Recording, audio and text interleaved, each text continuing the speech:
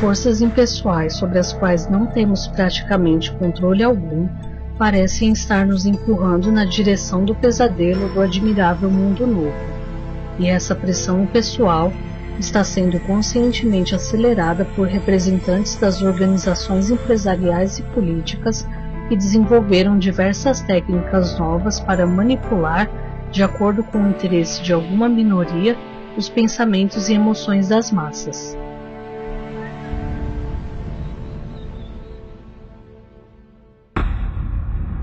As 10 estratégias de manipulação das massas de Noam Chomsky.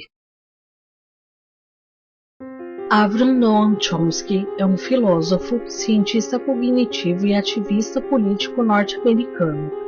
Ele elaborou uma lista das 10 mais comuns e eficazes estratégias para manipular a população. Vamos conhecê-las. Estratégia da distração. O elemento primordial do controle social é a estratégia da distração, que consiste em desviar a atenção do público dos problemas importantes e das mudanças decididas pelas elites políticas e econômicas, mediante a técnica do dilúvio ou inundação de contínuas distrações e de informações insignificantes. A estratégia da distração é igualmente indispensável para impedir o público de interessar-se pelos conhecimentos essenciais na área da ciência, da economia, da psicologia, da neurobiologia e da cibernética. Manter a atenção do público desviada dos verdadeiros problemas sociais, cativada por temas sem importância real. Manter o público ocupado, sem nenhum tempo para pensar, de volta à granja com os outros animais. Criar problemas e depois oferecer soluções. Esse método também é chamado problema-reação-solução. Cria-se um problema, uma situação prevista para causar certa reação no público, a fim de que esse seja o mandante das medidas que se deseja fazer aceitar. Por exemplo, deixar que se desenvolva ou que se intensifique a violência urbana ou organizar atentados sangrentos, a fim de que o público seja o mandante de leis de segurança e políticas em prejuízo da liberdade. Ou também criar uma crise econômica para fazer aceitar como um mal necessário o retrocesso dos direitos sociais e o desmantelamento dos serviços públicos. Estratégia da gradação. Para fazer com que se aceite uma medida inaceitável, basta aplicá-la gradativamente, a conta-gotas por anos consecutivos. É dessa maneira que radicalmente foram impostas novas condições socioeconômicas no neoliberalismo durante as décadas de 80 e 90. Estado mínimo, privatizações, precariedade, flexibilidade, desemprego em massa, salários que não garantem uma renda decente, tantas mudanças que haveriam provocado uma revolução se tivessem sido aplicadas de uma vez só. Estratégia do diferimento. Outra maneira de se fazer aceitar uma decisão impopular é de apresentá-la como sendo dolorosa e necessária, obtendo aceitação pública no presente para uma aplicação no futuro. É mais fácil aceitar um sacrifício futuro do que um sacrifício imediato. Primeiro porque o esforço não é empregado imediatamente, e depois porque o público, a massa, tem a tendência de esperar ingenuamente que tudo será melhor amanhã, que o sacrifício exigido poderá ser evitado. Isso dá mais tempo ao público para se acostumar com a ideia de mudança e de aceitá-la com resignação quando chegue o momento. Tratar o público como se fosse criança. A maioria da publicidade dirigida ao grande público utiliza discurso, argumentos, personagens e entonação particularmente infantis, muitas vezes próximos à debilidade, como se o espectador fosse uma criança ou um deficiente mental. Quanto mais se tenta enganar o espectador, mais existe a tendência de adotar um tom infantil.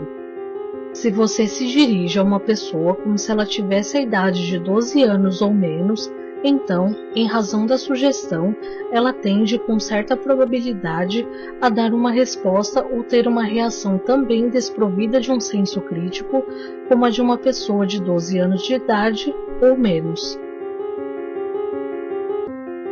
Utilizar o aspecto emocional muito mais do que a reflexão. Usar do aspecto emocional é uma técnica clássica para causar um curto-circuito na análise racional e, por fim, ao senso crítico dos indivíduos. Além do mais, a utilização do registro emocional permite abrir a porta de acesso ao inconsciente para implantar ou enxertar ideias, desejos, medos e ansiedades, compulsões ou induzir comportamentos. Manter o público na ignorância e na mediocridade. Fazer com que o público seja incapaz de compreender as tecnologias e os métodos utilizados para controlar e escravizar. A qualidade da educação dada às classes sociais inferiores deve ser a mais pobre e medíocre possível, de forma que a distância da ignorância que paira entre as classes inferiores e as classes sociais superiores seja e permaneça impossível para o alcance das classes inferiores. Estimular o público a ser complacente com a mediocridade. Estimular o público a acreditar que é moda o fato de ser estúpido, vulgar e inculto. Fortalecer a culpa. Fazer um indivíduo acreditar que é somente ele o culpado pela sua própria desgraça, por causa da insuficiência de sua inteligência, de suas capacidades ou de seus esforços. Assim, ao invés de rebelar-se contra o sistema econômico, o indivíduo se desvalida e se culpa, o que gera um estado depressivo do qual um de seus efeitos é a inibição da sua ação. E sem ação, não há revolução. Conhecer melhor os indivíduos do que eles se conhecem. No transcorrer dos últimos 50 anos, os avanços acelerados da ciência têm gerado uma crescente brecha entre os conhecimentos do público e aqueles possuídos e utilizados pelas elites dominantes. Graças à biologia, à neurobiologia e à psicologia aplicada, o sistema tem desfrutado de um conhecimento avançado do ser humano, tanto do físico quanto do psicológico. O sistema tem conseguido conhecer a pessoa comum melhor do que ela se conhece. Isso significa, na maioria dos casos, que o sistema exerce um grande poder e um controle maior sobre um indivíduo do que o próprio indivíduo sobre si mesmo. A intenção de apresentar as teorias de Noam Chomsky é apenas promover um momento de reflexão, em que cada um tem a liberdade de olhar à sua volta, pensar e tirar suas próprias conclusões.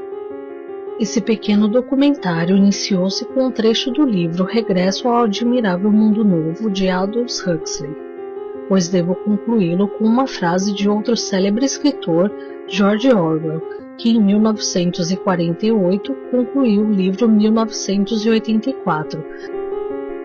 Numa época de mentiras universais, dizer a verdade é um ato revolucionário.